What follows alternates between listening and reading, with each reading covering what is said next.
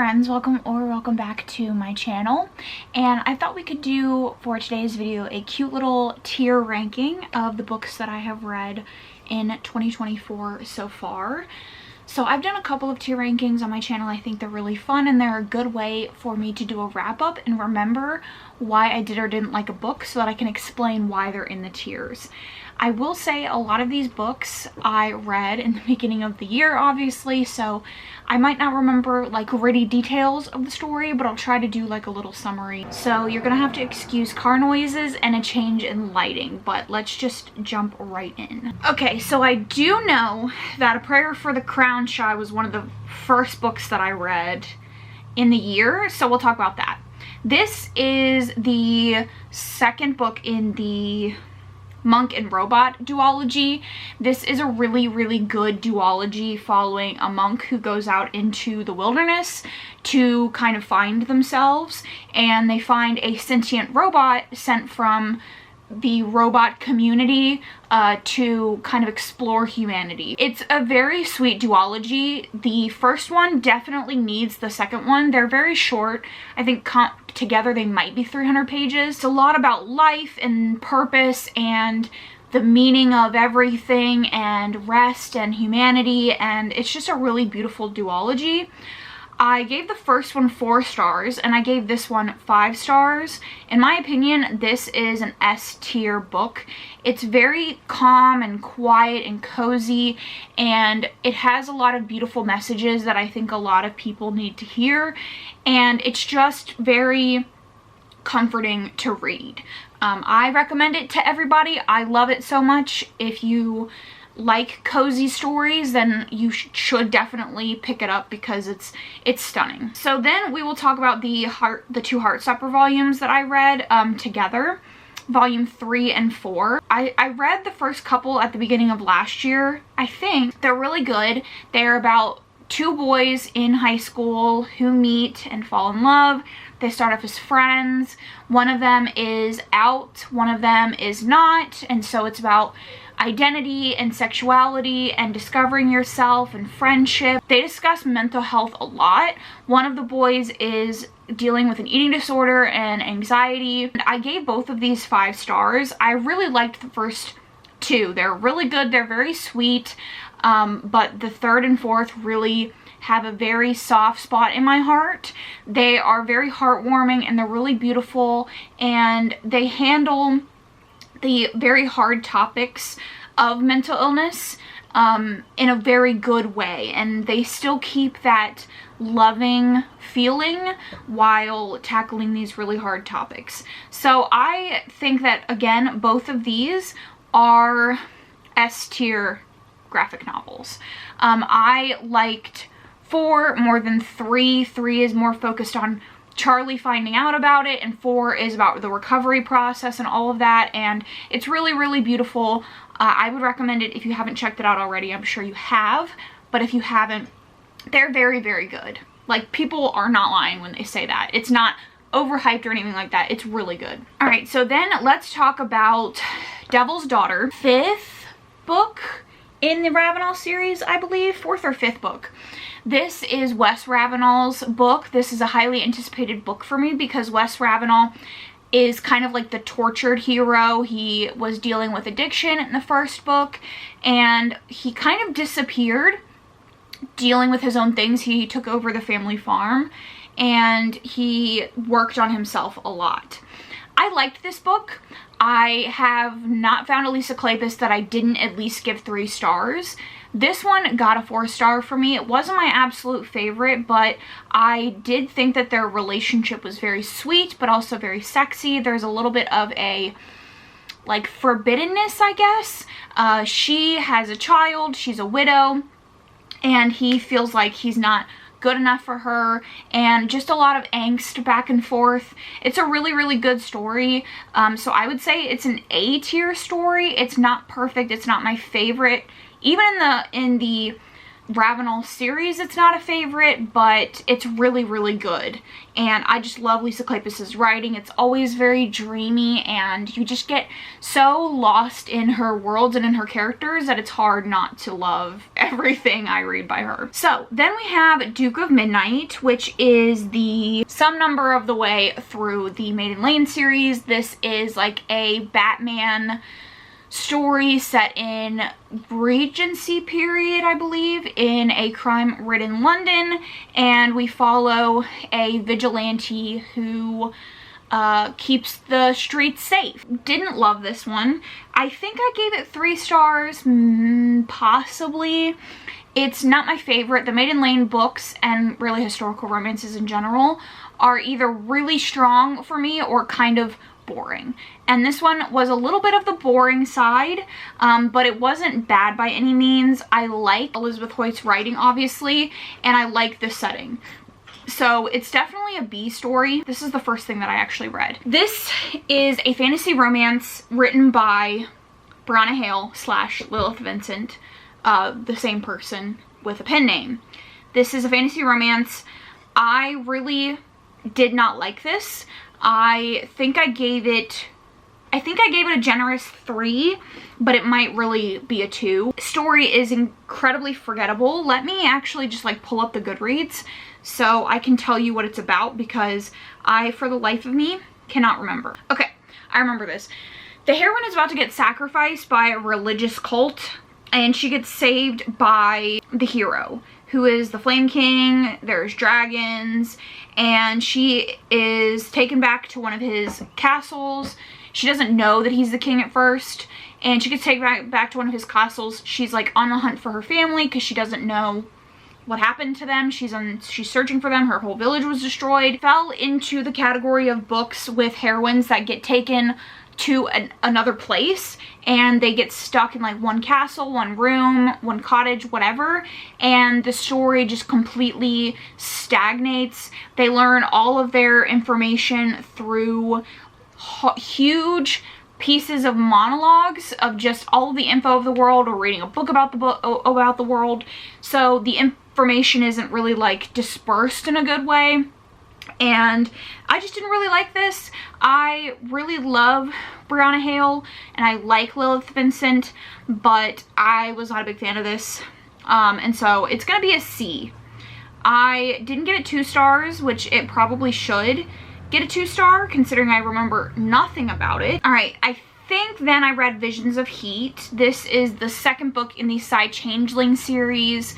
I've been trying to read the staples in the paranormal romance like genre, and so obviously the Psy-Changeling series is a big part of the paranormal romance genre, and this one is about a woman named Faith. I'm shocked I remember her name. I don't remember the hero's name, but she is, I think, an F-Psi or something like that, which basically means that she can see the future.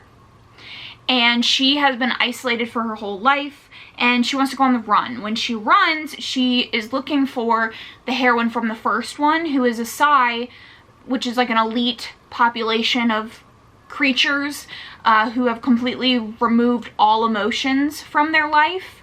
And she's looking for the heroine who she knows got out of their population. And so she wants to do something similar, and she's hoping the heroine will help her. When she goes, she meets the hero, and he is a panther, I think. And he is like the exact opposite of her. Very emotional. All of his feelings are very close to the surface. He's a big fan of like affection, and he's like more animal than man, more beast than man situation. Plot-wise, I really didn't like the story. It's incredibly similar to the first one, and I wasn't the biggest fan of the plot in the first one. I did, however, like the relationship of this quite a bit more. I think that the relationship works. It's emphasized a lot more than the first one. It makes a lot more sense than the first one. So this is gonna be a B story. Like I said, I really liked the romance and I liked their dynamic, even if the plot wasn't a total win. Read Fragile Enchantment at some point this year, and this is a YA fantasy with romance, about a girl who can embroider emotions into clothes. She goes and works for the crown prince, I think, or the prince or something like that, and they have like a hate-filled relationship. They don't get off on the right foot. He is getting married to a woman that he doesn't want to marry. She's sewing his suit, so kind of by proxy he takes it out on her. I wasn't really drawn in by the characters or the world or the magic. Nothing felt completely realized. None of the characters' decisions really made sense given the context that we were given, or we got no context for who they were. And then there was a lot of side plots that tried to mimic other historical romances that were unnecessary and didn't really fit with the story. So I'm gonna also put this in the C category. It's a fine listen. The writing is gorgeous. I don't think it's necessarily bad. Kind of like The Flame King's Captive, I don't think is necessarily bad. It just didn't work for me in most regards. So next up we will do Amulet. I read a good portion of the series. I think I read 5 through 9, which is the conclusion to the story is 9. And this is basically about a girl who discovers a hidden world in her ancestral home. Her and her family go into this world and discover that there is things going on, and they are kind of key to resolving the issues of this world. I really loved the beginning of this. It has talking animals. The sci-fi elements of this were really good, and the motivations of the characters were really good. Some of the like changing sides and all of that were really fun. Unfortunately, towards the end, I started to see some issues with the series. There was a lot of time spent on things that ultimately I didn't like, given how the story ended. The things that I felt like the author could have focused on that they didn't. And so ultimately I was left feeling a little unsatisfied. I don't know what order these go in, but I would give some of them an A and some of them a B. So I'm just gonna throw random ones in random spots because I know some of them I gave 4 stars and some of them I gave 3 stars, and I'm pretty sure I gave majority 3 stars. The state of Amulet, in my opinion, unfortunately, because I thought it was going to be one of my all-time favorite graphic novel series. It's still good, still recommend it, just not the best. We'll go on to Lore Olympus. I read volume 2. These are still available on Webtoons. So if you don't have access to the actual books, I would recommend you read the webtoon if you're interested.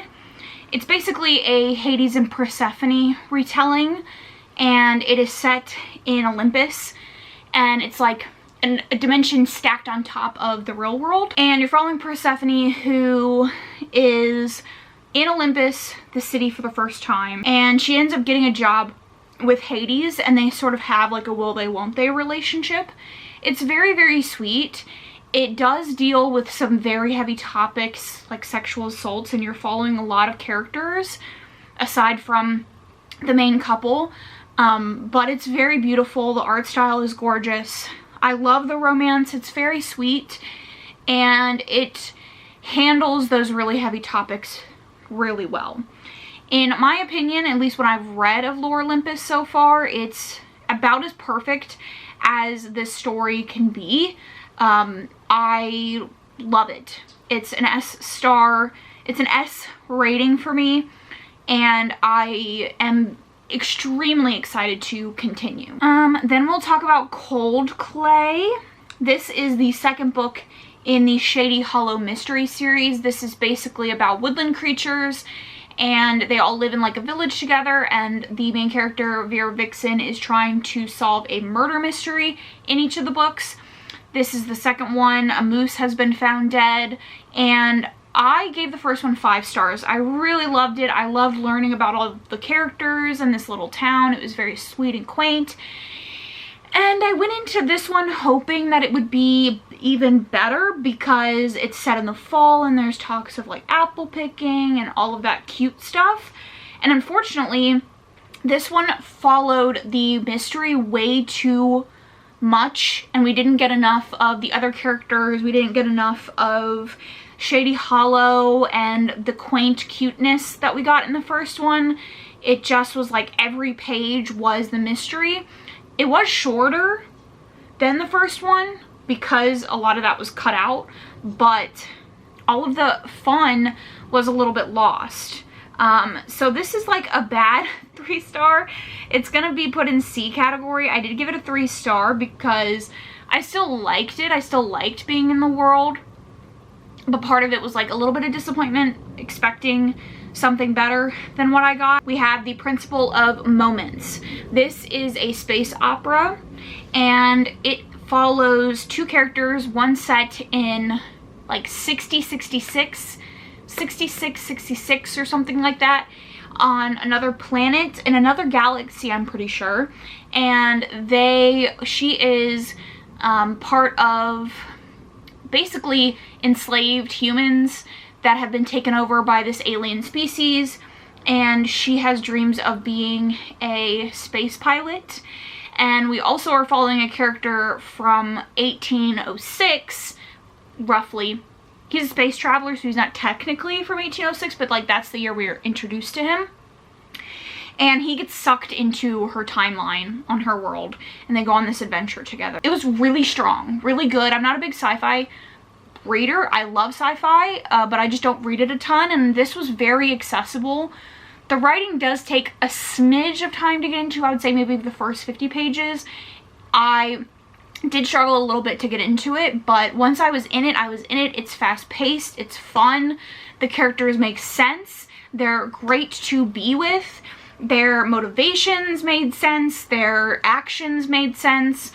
I will say there was a little bit of repetitiveness with the plot. For a debut, I think it's great. I think it's a fantastic sci-fi, and I'm so excited to read this author's next work. Hopefully in this series and more to come as well. So I'm gonna put that in A. We'll go with Girl Gone Viral. This follows a girl who has agoraphobia, and she has a bodyguard, and it's her romance with her bodyguard. She goes viral on Twitter after someone snaps a picture of her and claims that she's on a date with a guy who was talking to her in a coffee shop, and her bodyguard offers to take her to his family's farm to get away until the internet forgets about her, I guess. And it's cute, it's good. It deals with being a person on the internet and autonomy, and the relationship is very cute. They sort of both, it's like a mutual pining situation. The hero is very stoic and grumpy, and we find out some backstory about him being a vet, and it's a good romance. It's like a solid 4-star romance that I really liked. I liked it more than the first one for sure, and I love this author's writing. I think she writes great romances and banter between characters, so I would definitely read more. Then I read Love on the Brain. So I think a lot of people are hit or miss on her. I know a lot of people love Theoretically, but as far as her other books, they seem to be very divisive, as I think the majority of like contemporary published romances tend to be, for a multitude of reasons. But this is about a girl who is obsessed with Marie Curie. That's her only personality trait, and she gets a job working with the hero at his NASA thing. They're building this thing for astronauts and science things and yada yada yada. I hated this. I didn't hate it like passionately, I just really didn't like anything about the story. I gave it 2 stars, and there was far too little romance, too much mention of Marie Curie, and the heroine was a little bit too naive for my liking. I would put that in C. I wish there was a line between C and D, honestly, because it's not problematic, but it also doesn't deserve to be up here with this. I'm gonna put it like, we're gonna put it here. How about that? We're gonna put it there. We'll talk about the other 2-star romance that I read as well. I have some good ones to talk to you about. The other 2-star that I read for the same video that I read that Love on the Brain was Secretly Yours. This one I actually passionately disliked. This is basically about the heroine who owns a flower shop and they live in Martha's Vineyard. The hero's family owns a vineyard and she's had a crush on him since high school or probably before, and she ends up working in his garden. His family's like pool house, he lives there. She starts writing him letters anonymously about how great he is and how amazing he is and blah blah blah blah blah. I hated this book.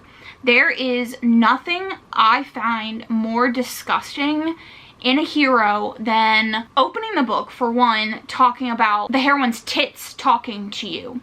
And then the next being every single conversation, every single thought, every single time she enters your brain, you think about the boner that she's giving you and you only care about jerking off and how hot she is. And I hate a relationship built on that. Fully, wholeheartedly did not believe their relationship at all. I'm gonna put it in D. If I have to be completely honest, we're gonna put this back in C. If I had to be completely honest, this is gonna go in D. Not because I necessarily think that it is problematic, like nobody should read it, it's that bad, there's problems with, but genuinely, I don't think this is a romance. Like, they have an HEA, there is a romantic subplot, but I fully do not agree with this relationship. I didn't even feel this strongly about it when I made the video, but now I genuinely don't like it. So we're going to talk about a romance that is so fucking good that I immediately am putting it in S tier before I even tell you what it's about. This is Happy Place by Emily Henry. This is basically about a woman who has separated from her long-term boyfriend. They were engaged to be married, and her friends plan a vacation slash wedding situation at this vacation spot that they go to every year and they have since college. She goes there and her ex is there, but they haven't told any of their friends that they're not together anymore because they don't want to ruin the friendship and make things awkward, especially on the weekend when their friends are planning on getting married. And so they have to stay in the same room and they have to like touch each other. And I know a lot of people had an issue with this story because a lot of Emily Henry's stories rely heavily on miscommunication, just in general throughout the whole series, throughout the whole story. But something that I find that Emily Henry does really well is miscommunication in a believable way. I think that she channels actual relationships super well, and sometimes it's really beautiful to see yourself in characters in romances. And it might not be the most swoony, the most grandiose story, but there's something to be said about like real stories, real romances, things that you see yourself in and things that everybody goes through. Let's talk about Dark Knight Golden Dawn. I don't remember really anything about this story. Hold on. This is basically a witch romance. It focuses a lot on her the abusive relationship that she was in before with a human, and she's sort of recovering from that, and she gets set up in like a debutante situation by her mothers. And so she goes to balls and stuff, and she is trying to find a suitor. She runs into a guy that she either dated or they were friends at one point. I'm pretty sure they dated, and they spark up their relationship again. And there isn't a lot to the plot as far as like the greater plot. There is more going on in the world that they don't really discuss in this one. Like, it's talked about a little bit more so towards the end, but the majority of the story is her dealing with the repercussions of her being in an abusive relationship and rekindling things with the hero. I found this to be a little bit boring. I don't like early hookups in stories, and particularly with a romance, I really want to care about the couple, and if I don't, then I don't care in general. So it's not necessarily as bad as Love on the Brain, but it does fit with all of these others that I kind of just read, you know. It just got read, and that's it. That's Foxglove King is about death magic. She gets enlisted by the church to find out if the crown prince is a traitor. Her bodyguard is a monk, and she has this magic that the world hasn't seen before. I didn't like the characters, the storyline wasn't compelling, backstory wasn't that interesting, nothing really gripped me. I just ended up finishing it because I was reading it for a video. King of Battle and Blood is a vampire romance. She sells herself to a vampire king so that he won't conquer her country. They have a ton of sex and allegedly fall in love. Another 3-star. I'm not a very big fan of the very sex-heavy stories, and so this also sort of falls in the same category of like, she stays in one place and it's kind of boring, as does A Fate of Wrath and Flame. This is basically about the heroine who gets sucked into a fae world, and she's put in the body of someone who committed a crime, and she falls in love with the prince. First of all, the prince is awful. I don't like the prince. I don't agree with their romance, and the story is incredibly boring. I don't like the way that this author wrote the world building. This one was a 2-star. I liked even less about this than I did the others. This is a witchy romance. She wakes up a guy who thinks that he is her lover or something. She entombed him. She's a witch trying to get into a witch academy. Some shit happens. Someone's trying to hunt her down.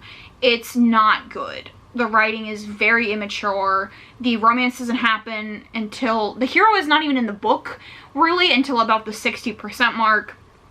I did not like it at all. The Hurricane Wars, which is a Raylo fan fiction, I can see why people would really like this story. It's new. It's different than the points of views that we typically get, but it is an arranged marriage. Again, stays in one place, and the hero didn't have like the depth that I was really looking for. We have Heartless, which is a single father nanny romance set on a farm. I really liked it. I thought it was sweet. I do think that their banter was fantastic. I did kind of have the same issue where the hero really only talked about the heroine's physical appearance, but it got better as the story went on, and the hero is very, very sweet.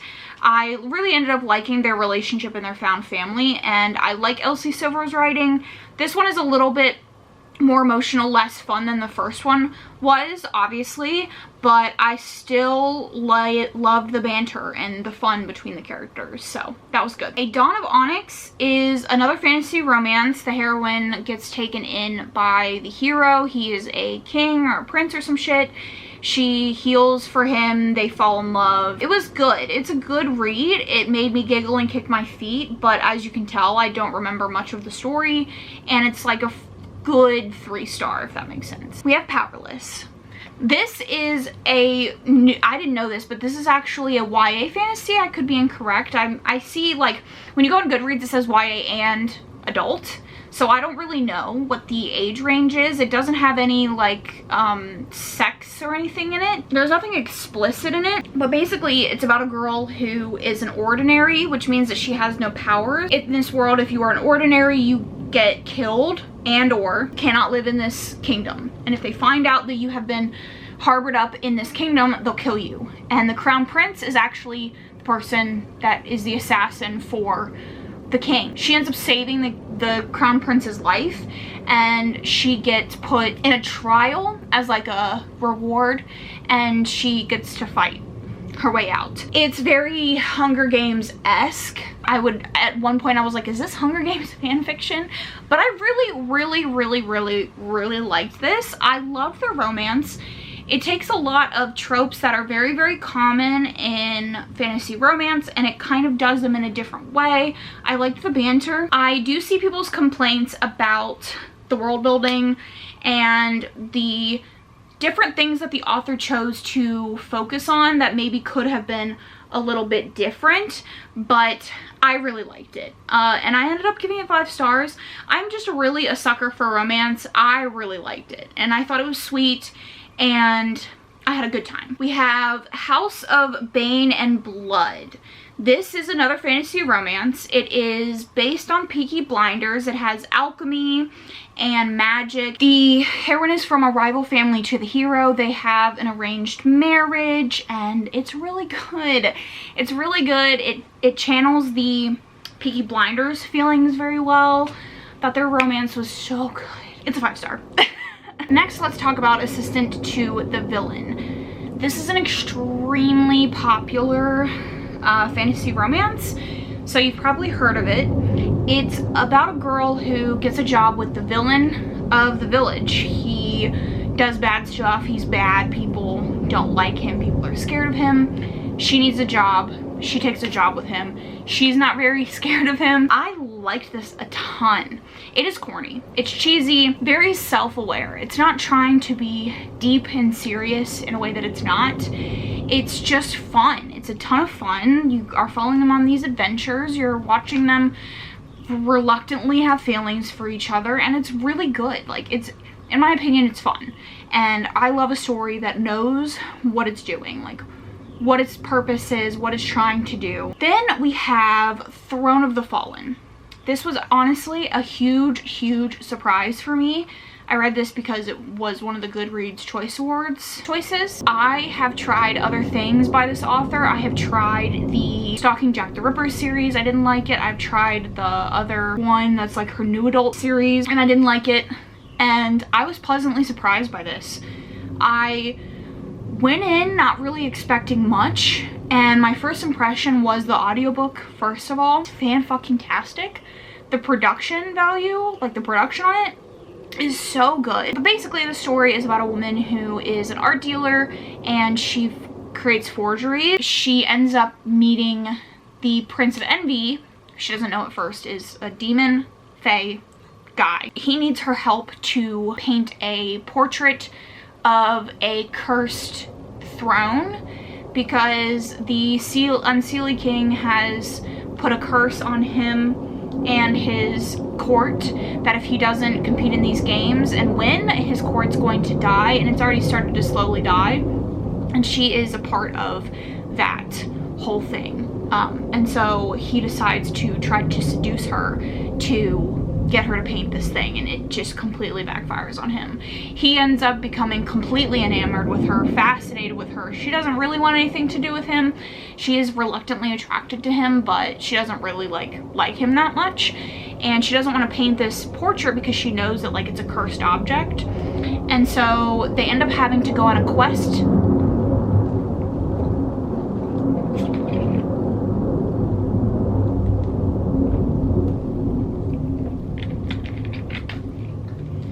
What happens when you live next to a military base. They end up having to go on a quest together through the underworld to all the different all the different like 7 deadly sin princes, all of their different kingdoms. Really good, really good, compelling. Loved the characters, their motivations made sense, their romance was sexy and fun. The world was so, you could feel it, like it felt so fleshed out, so well thought out. You could tell that the author really cared, and it was a big hit. I ended up giving it 4 stars. I thought about bumping it up to a 5-star, but I think I want to do a reread of it before I make that decision. And if the jets will ever stop flying over, we can talk about the last book. That's just gonna have to be good enough. So the last book that I want to talk about is When the Moon Hatched, which is a fantasy romance. It's pretty popular right now, so I'm sure that you've heard of it if you are on the bookternet anywhere. It's fantasy romance about a woman who starts off the story as an assassin for a criminal organization, and she gets like kidnapped a bunch, basically. She gets found out by the government, then she gets captured by the hero whose identity is a secret, and then they go on this whole long adventure together. He has his own stuff going on. This is a really long story. There's dragons and all that kind of stuff. It's exceptional. The writing is very beautiful. The world building, while a little bit confusing at first, and you definitely like just have to go with it and trust that the author will get you there.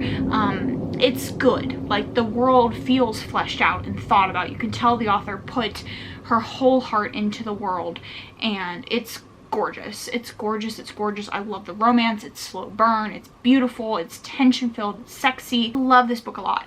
And I think if you really like fantasy, you really like romance, you don't mind a slow burn, you don't mind a long book, you should check it out. It's gorgeous. And if you don't mind flowery writing, because it's definitely flowery, but it is for sure an S tier book.